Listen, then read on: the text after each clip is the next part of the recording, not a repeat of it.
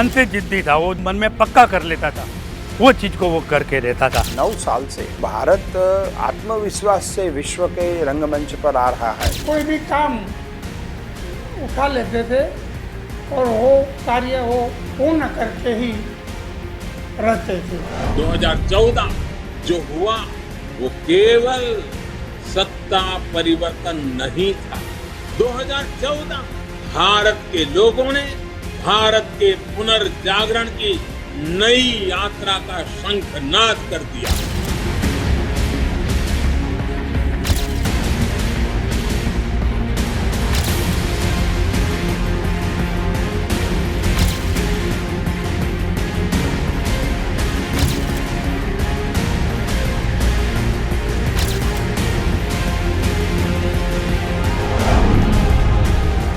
One nation one election, ये भारत की जरूरत है।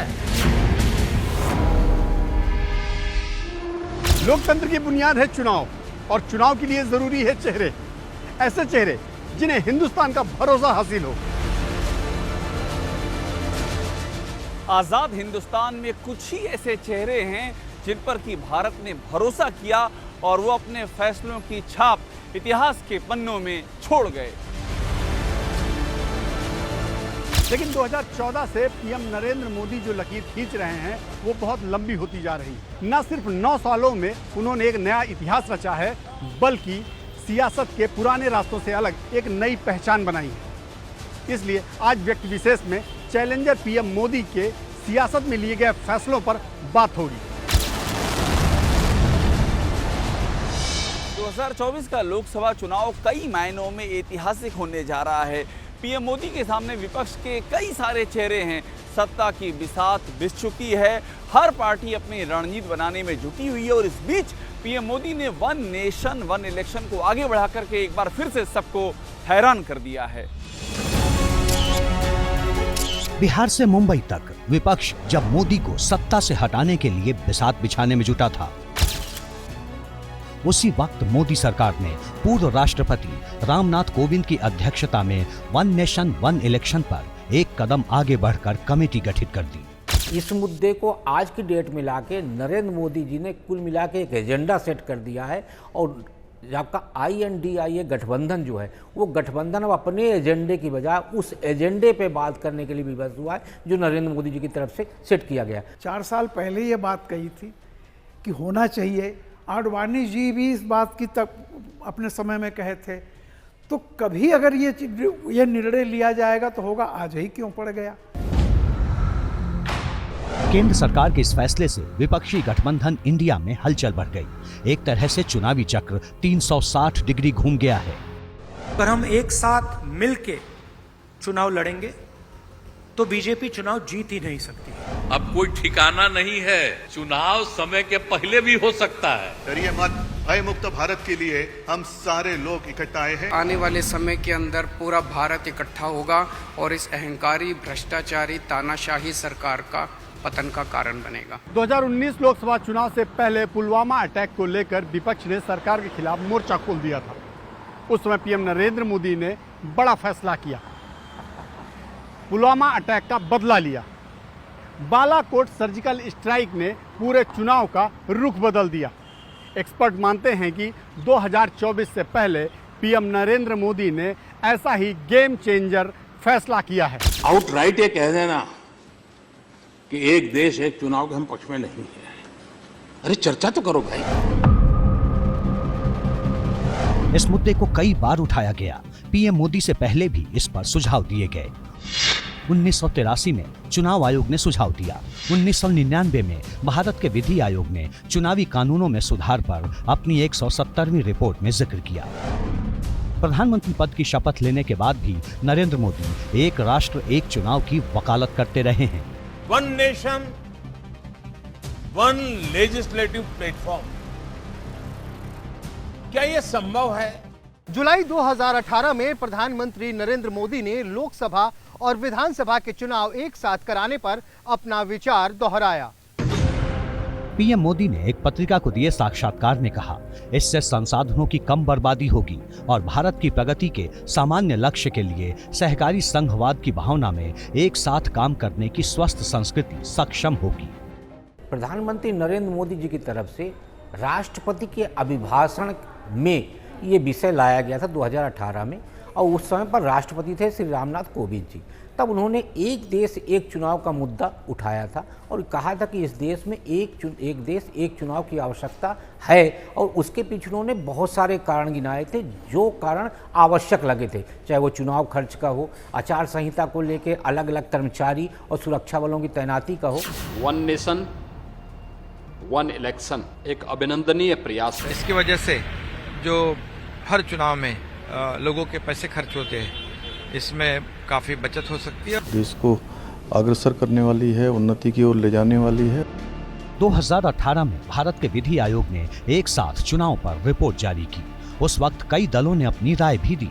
2018 में AIADMK, Assam Gana Parishad, Indian union मुस्लिम लीग, DMDK और शिरोमणि अकाली दल ने एक राष्ट्र एक चुनाव विचार का समर्थन किया, लेकिन इस आइडिया को कई दलों ने खारिज भी किया। AIMIM, AITC, CPI, कांग्रेस और NCP ने विरोध किया, लेकिन पीएम मोदी इसे लेकर गंभीर रहे। 2019 में स्वतंत्रता दिवस के मौके पर प्रधानमंत्री मोदी ने लाल किले से पूरे भारत में एक साथ चुनाव कराने का अपना संकल्प दोहराया। एक देश एक साथ चुनाव, ये चर्चा होनी चाहिए, लोकतांत्रिक तरीके से होनी चाहिए। 2019 में दोबारा पीएम बनने के बाद नरेंद्र मोदी ने कहा, सभी राजनीतिक दलों के साथ इस विचार पर चर्चा के लिए एक समिति बनाई जाएगी। नवंबर 2020, वन नेशन वन इलेक्शन सिर्फ एक चर्चा का विषय नहीं है, बल्कि ये भारत की जरूरत है। और कहा कि बार बार चुनाव होने से आचार संहिता के दौरान विकास कार्य प्रभावित होता है। होने वाले नुकसान को रोकने के लिए वन नेशन वन इलेक्शन पर जोर दिया। पीएम मोदी जनवरी 2022 में भी एक राष्ट्र एक चुनाव के साथ एक राष्ट्र एक मतदाता सूची का मुद्दा उठा चुके हैं। 1 सितंबर 2023 को अपने संकल्प को पूरा करने की दिशा में पीएम मोदी ने कमेटी बना दी। 1983 यानी 40 साल बाद वन नेशन वन इलेक्शन पर बड़ा फैसला लेने की तैयारी है। एक साथ चुनाव कराने का मकसद ये है कि 5 राज्यों में चुनाव दिसंबर में होने वाले हैं, जिसमें जो रिपोर्ट आ रही है कि 4 राज्यों में भाजपा की स्थिति दयनीय है। तो अगर 4 राज्यों में भाजपा के चुनाव में हार हो जाती है तो मैसेज अगले लोकसभा चुनाव में कि भाजपा की स्थिति खराब हो रही है, तो एक मैसेज नहीं जाए, इसलिए समय से पहले चुनाव कराने की कवायद हो रही है, अंदेशा लगाया जा रहा है। एक मामला और है कि भाजपा वोट बैंक के लिए एक अंदेशा यह भी लगाया जा रहा है कि समय से पहले चुनाव करा करके, और अभी जो आपात सत्र बुलाई गई है, इसमें महिला आरक्षण बिल को पास कराया जा सकता है। पूर्व राष्ट्रपति की अध्यक्षता वाली कमेटी में 7 सदस्य हैं। केंद्रीय गृह मंत्री अमित शाह, लोकसभा में नेता कांग्रेस अधीर रंजन चौधरी, राज्यसभा के पूर्व नेता विपक्ष गुलाम नबी आजाद, 15वें वित्त आयोग के पूर्व अध्यक्ष NK सिंह, लोकसभा के पूर्व महासचिव डॉक्टर सुभाष सी कश्यप, वरिष्ठ अधिवक्ता हरीश तालवे और पूर्व मुख्य सतर्कता आयुक्त संजय कोठारी। बड़ा सवाल यह है कि कमेटी क्या करेगी, इसको कैसे अमल में लाया जाएगा। क्या पूरे देश में एक साथ लोकसभा और विधानसभा का चुनाव संभव है?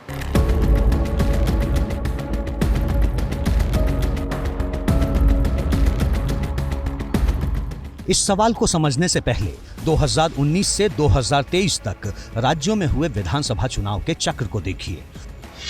2019 में 7, 2020 में 2, 2021 में 5, 2022 में 7 और 2023 में 9 राज्यों में विधानसभा चुनाव।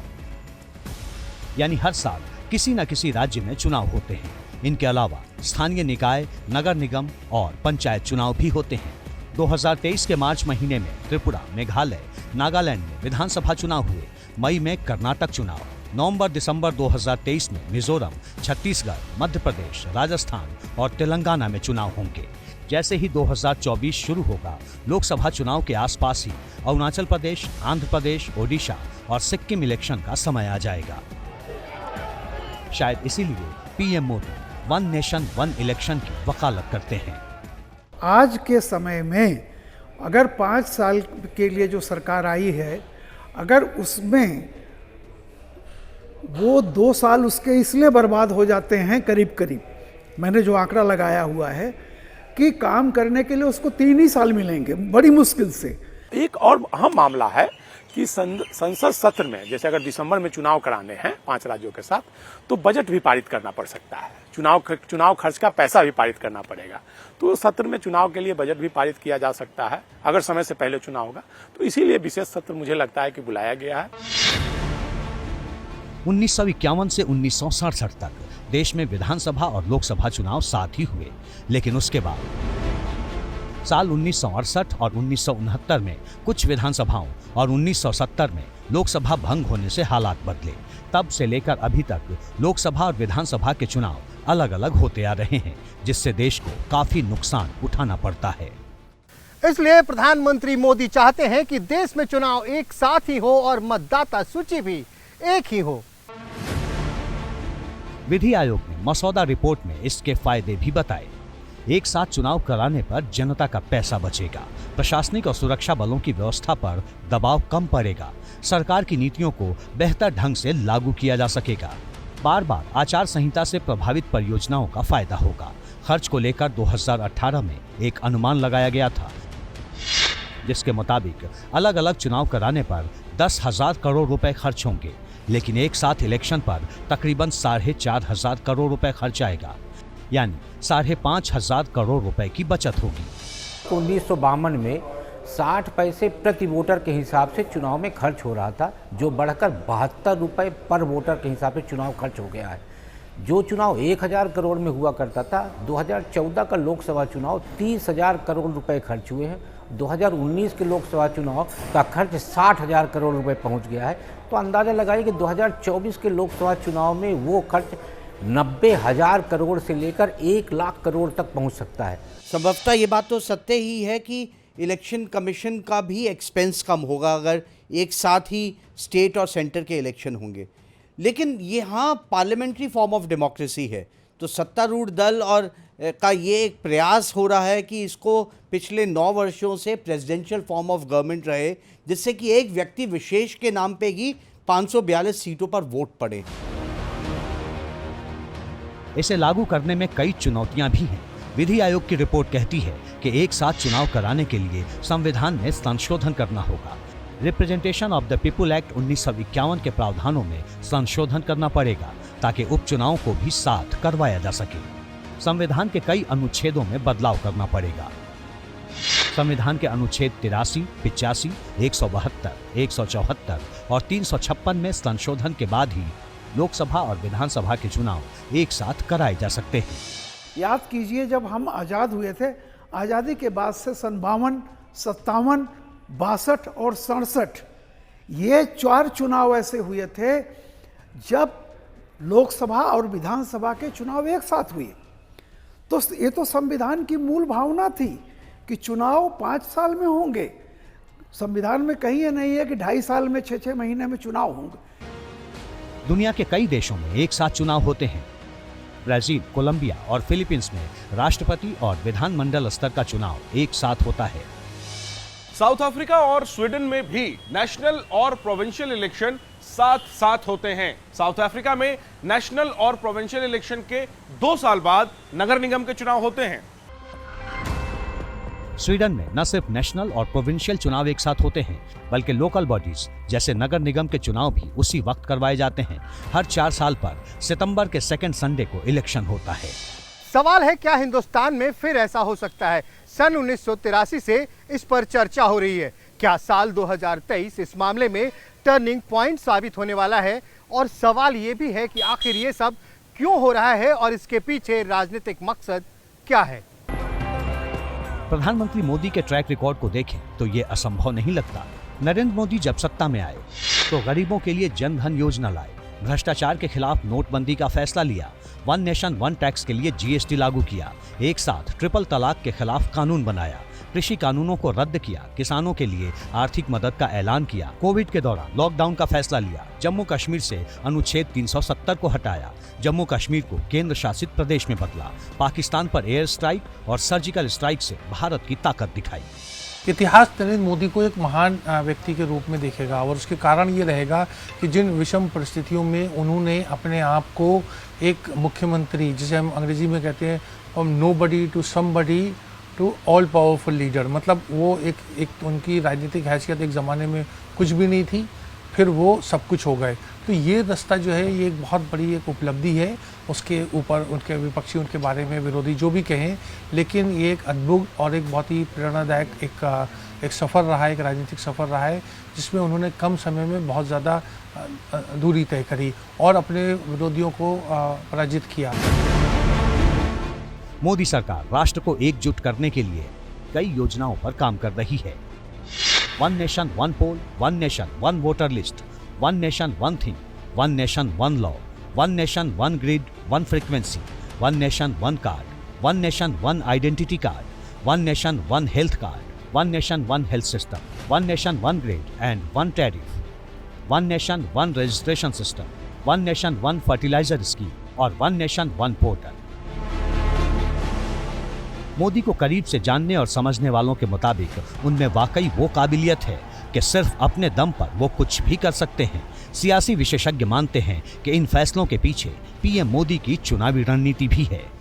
इसमें सबसे महत्वपूर्ण बात यह है, INDIA के जितने क्षेत्रीय दल हैं, यदि एक देश एक चुनाव का फार्मूला तय होता है, उसमें अनेक क्षेत्रीय दलों को समय से पहले चुनाव में जाना पड़ेगा। इसलिए ये आज की डेट में इस मुद्दे को फ्लोट करना नरेंद्र मोदी जी की बहुत बड़ी रणनीति है।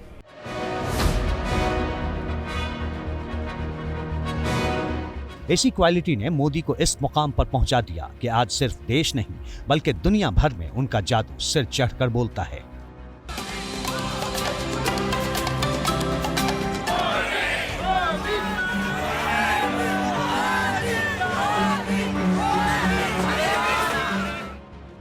मोदी के लिए लोगों की दीवानगी ने उनकी पॉपुलैरिटी ग्राफ को इतना ऊपर चढ़ा दिया है कि राजनीति के मौजूदा दौर में मोदी की टक्कर में कोई नहीं ठहरता।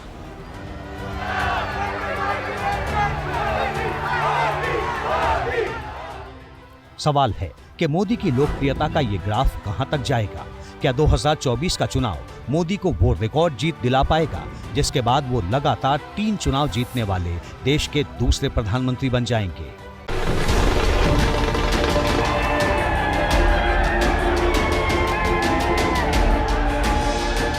वो एक सफ़र उनका वो रहा कि कैसे वो प्रधानमंत्री पद के दावेदार बने भाजपा जैसी एक अनुशासित पार्टी में जहां संघ का बड़ा अमल दखल होता है, और उसके बाद उन्होंने 14 का चुनाव जीता, फिर 19 का चुनाव जीता, और आज जब हम बात करते हैं तो 24 में भी उनकी जो आगे का सफ़र है वो बड़ा सुखद और आसान नज़र आता है।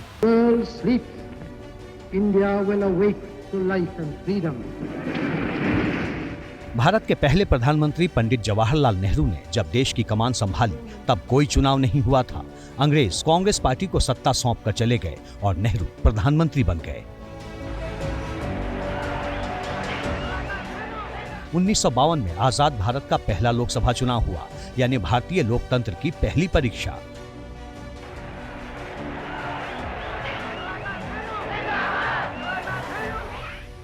ये चुनाव करीब 4 महीने तक चला था, अक्टूबर 1951 से शुरू होकर फरवरी 1952 तक। तब नेहरू के नाम पर कांग्रेस ने 364 सीटों पर जीत हासिल की। दूसरे नंबर पर भारतीय कम्युनिस्ट पार्टी थी, जिसे सिर्फ 16 सीटें मिली। इसके बाद नेहरू ने 1957 और 1962 का लोकसभा चुनाव भी जीता।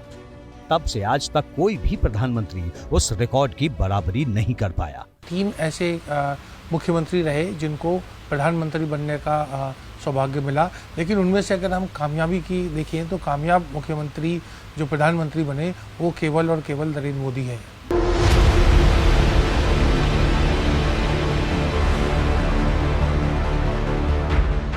अब मोदी के पास वो मौका है जब 2014 और 2019 की शानदार जीत के बाद 2024 में भी अपना परचम लहराकर वो नेहरू के कद की बराबरी कर सकते हैं।